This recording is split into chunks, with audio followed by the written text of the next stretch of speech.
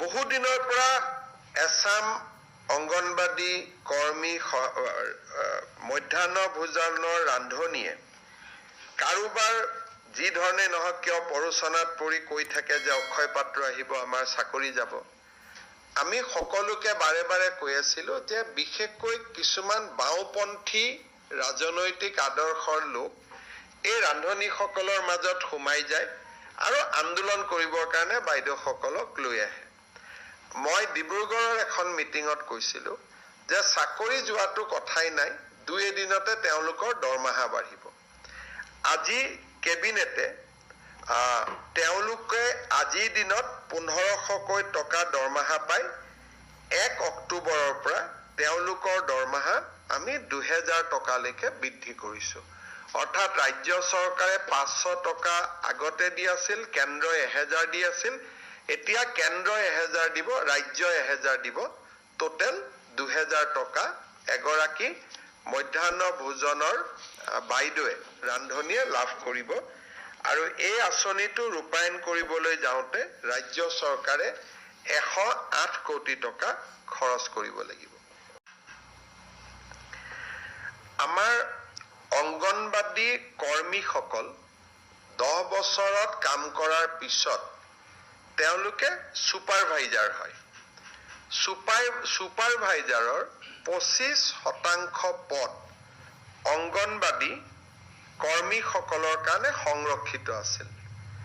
এতিয়া আমি ছুপাৰভাইজাৰৰ পদ কৰ্মীসকলৰ বাবে 50% সংৰক্ষণ কৰিম। অৰ্থাৎ ICDSত যিসকল ছুপাৰভাইজাৰ থাকে 50% অংগনবাদী কৰ্মীৰ পৰা প্ৰমোচন হ'ব আৰু 50% ষ্টেট লেভেল ৰিক্ৰুটমেণ্ট বৰ্ডৰ পৰা ডিৰেক্টলি ৰিক্ৰুটমেণ্ট হ'ব। আগতে ডিৰেক্ট ৰিক্ৰুটমেণ্ট 75% আছিল। অংগনবাদী কৰ্মী বাইদেউসকলৰ পৰা 25% ছুপাৰভাইজাৰৰ পদ পূৰণ কৰা হৈছিল। এতিয়া আমি বাইদেউসকলৰ সুবিধাৰ কাৰণে 25ৰ জাগাত 50% আসন বা ছুপাৰভাইজাৰৰ পদ আমি সংৰক্ষণ কৰিবলৈ সিদ্ধান্ত লৈছো।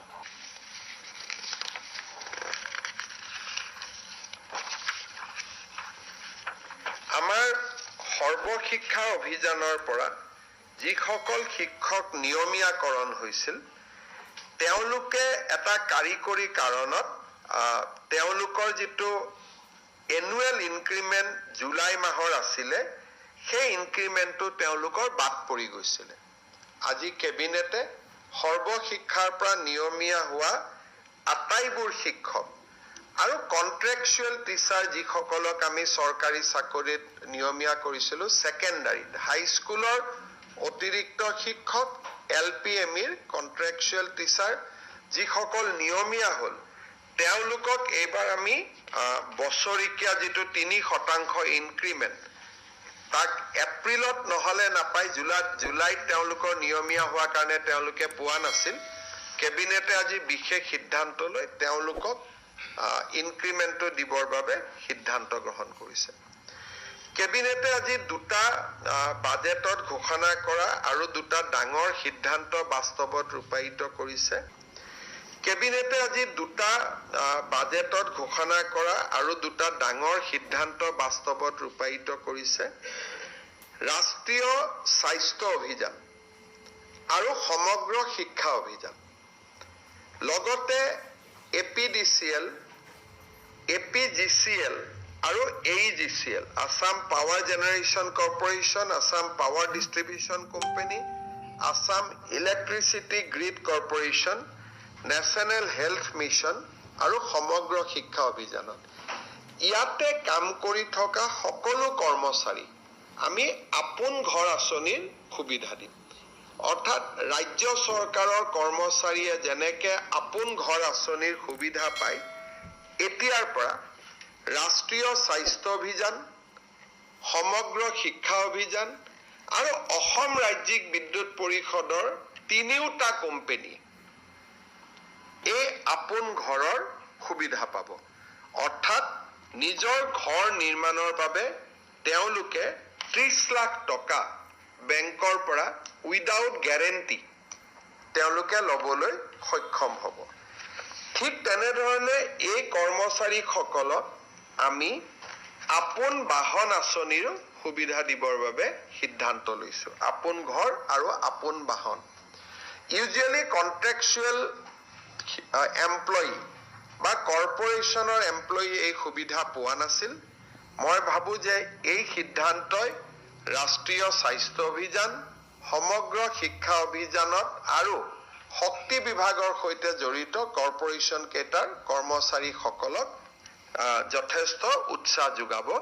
আপোন বাহন আঁচনি, য'ত নেকি উইদাউট ইণ্টাৰেষ্ট, উইদাউট গ্যাৰেণ্টি গাড়ী লোন পায়, চৰকাৰে 3% সুদ দিয়ে। আপোন ঘৰতো নতুন ঘৰ বনাব, ফ্লেট কিনিব, 30 লাখ টকাৰ লোন পায় আৰু 1% ইণ্টাৰেষ্ট চৰকাৰে দিয়ে। কিন্তু ডাঙৰ কথা যে তেওঁলোকে বেলেগ বন্ধক দিব নালাগে, দৰমহাৰ টকাখিনিৰ বিপৰীতে তেওঁলোকে লোন পায়। ইমান দিনে ৰাজ্য চৰকাৰৰ কৰ্মচাৰীসকলে পাই আছিল। এতিয়াৰ পৰা SSA, NHM বাকি 3টা কৰ্পৰেশ্যনো পাব। নিশ্চিতভাৱে তেওঁলোকৰ এইটো এটা তেওঁলোকৰ বাবে যথেষ্ট আশাৰ বাতৰি। কেইটামান সৰু সৰু আৰু অলপ টেকনিকেল সিদ্ধান্ত আছে, মই আপোনালোকৰ আগত বহু দিনৰ পৰা এছাম অংগনবাদী কৰ্মী মধ্যাহ্ন ভোজনৰ ৰান্ধনীয়ে কাৰোবাৰ যি ধৰণে নহওক কিয় পৰোচনাত পৰি কৈ থাকে যে অক্ষয় পাত্ৰ আহিব, আমাৰ চাকৰি যাব। আমি সকলোকে বাৰে বাৰে কৈ আছিলো যে বিশেষকৈ কিছুমান বাওঁপন্থী ৰাজনৈতিক আদৰ্শৰ লোক এই ৰান্ধনীসকলৰ মাজত সোমাই যায় আৰু আন্দোলন কৰিবৰ কাৰণে বাইদেউসকলক লৈ আহে। মই ডিব্ৰুগড়ৰ এখন মিটিঙত কৈছিলো যে চাকৰি যোৱাটো কথাই নাই, 2 এদিনতে তেওঁলোকৰ দৰমহা বাঢ়িব। আজি কেবিনেটে তেওঁলোকে আজিৰ দিনত 1500কৈ টকা দৰমহা পায়। 1 অক্টোবৰৰ পৰা তেওঁলোকৰ দৰমহা আমি 2000 টকালৈকে বৃদ্ধি কৰিছো। অৰ্থাৎ ৰাজ্য চৰকাৰে 500 টকা আগতে দি আছিল, কেন্দ্ৰই 1000 দি আছিল। এতিয়া কেন্দ্ৰই 1000 দিব, ৰাজ্যই 1000 দিব, টোটেল 2000 টকা এগৰাকী মধ্যাহ্ন ভোজনৰ বাইদেৱে ৰান্ধনীয়ে লাভ কৰিব।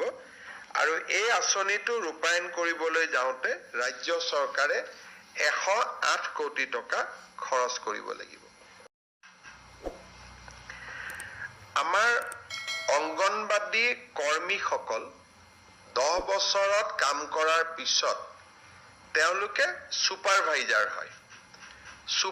ছুপাৰভাইজাৰৰ 25% পদ অংগনবাদী কৰ্মীসকলৰ কাৰণে সংৰক্ষিত আছিল। এতিয়া আমি ছুপাৰভাইজাৰৰ পদ কৰ্মীসকলৰ বাবে 50% সংৰক্ষণ কৰিম।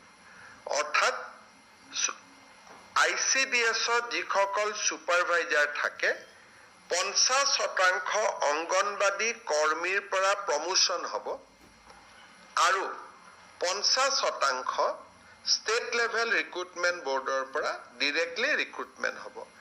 আগতে ডিৰেক্ট ৰিক্ৰুটমেণ্ট 75% আছিল। অংগনবাদী কৰ্মী বাইদেউসকলৰ পৰা 25% ছুপাৰভাইজাৰৰ পদ পূৰণ কৰা হৈছিল। এতিয়া আমি বাইদেউসকলৰ সুবিধাৰ কাৰণে 25ৰ জাগাত 50% আসন বা ছুপাৰভাইজাৰৰ পদ আমি সংৰক্ষণ কৰিবলৈ সিদ্ধান্ত লৈছো।